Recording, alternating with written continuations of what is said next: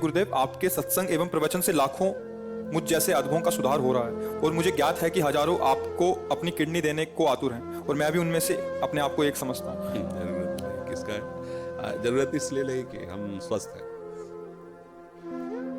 जितने दिन देखो शरीर को चलना होता है ना, वो हमें बर्दाश्त ही नहीं कर सकते कि दूसरे के शरीर को कष्ट देकर इस शरीर इससे अच्छा मर जाना। हमारा जीवन सबके सुख के लिए। तो जब तक श्री जी सेवा लेना चाहती है तब तक आपके सामने बैठे हैं। अभी थोड़ी देर में डायलिसिस में चले जाएंगे। जब तक है तब तक है, नहीं है तो फिर सेवा में ही है श्री जी की। हमारे को ये पता चले कि उसका पेट काट के, उसका अंग काट के हमारे जोड़ा, हम स्वस्थ, ऐसी स्वस्थता किस काम की? बिल्कुल कदापि नहीं, किंचित नहीं, जीवन भर नहीं। ऐसा कभी नहीं हो सकता। हम अपने शरीर को सुख देने के लिए दूसरे शरीर को कष्ट, इस स्वप्न में भी नहीं हो सकता ऐसा। और हम बहुत स्वस्थ हैं। हमें इस रोग के बहाने बहुत श्री जी का दुलार मिलता है। तो हम मानते हैं कि रोग हम पर कृपा कर रहा है।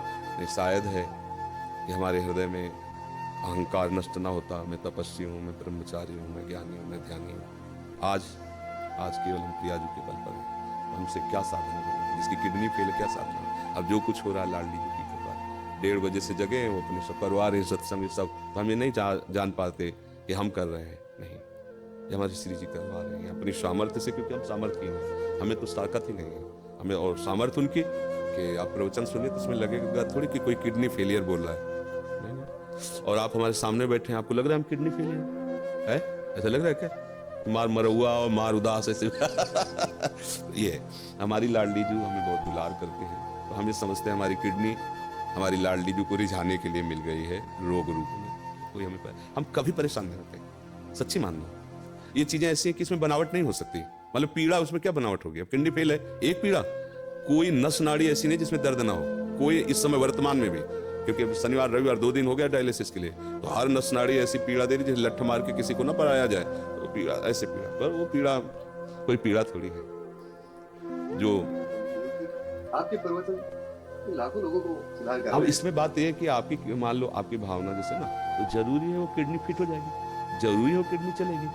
श्री जी को अगर ये काम करवाना है ना जगत मंगल का, तो यही किडनी चलेगी, दहाड़ते रहेंगे। और अगर उनको नहीं चलवाना ना, तो किडनी की माला वाला का पहला दौर चलेगा नहीं, एक कदम नहीं चलेगा, बोल नहीं पाएंगे। जिनकी किडनी बदल गई है वो जानते हो कैसे जीते हैं? बस चिड़िया की तरह जीते हैं, उतना ही सब। और यहाँ अभी हम अपने को पावरहीन आज तक कभी नहीं देख पाए। स्थिति कुछ भी हो, जिस समय हमारे अंदर, तो हमें ऐसा लगता है कि तुम हमारे सामने 2 मिनट नहीं टिक सकते। सांसारिक भाव में हम तुम्हें कुश्ती में पटक देंगे।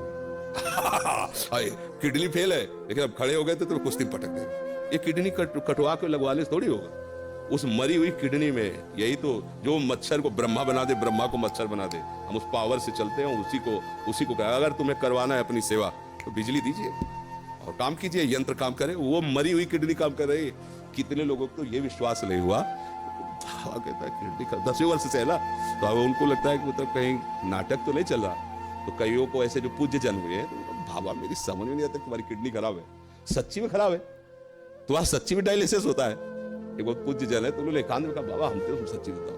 तो हाँ, उनको ऐसे उठा करके दिखाया कि देखो उसकी छाती में यहाँ पाइप पड़ा है ना, छाती को चीर करके उसमें डाला गया और सीधे दिल वाली नली से इसके, तब वो होता है ना फिल्टर खून पूरे शरीर का, 4.5 घंटे उसमें तब उनका। तो ये हमारा कोई, देखो आप ये समझो कि ये शरीर वास्तविक मायाकृत है, पर ये इस समय मायाकृत शरीर में बिजली हाई पावर की है। इसका कनेक्शन बहुत जोर का है।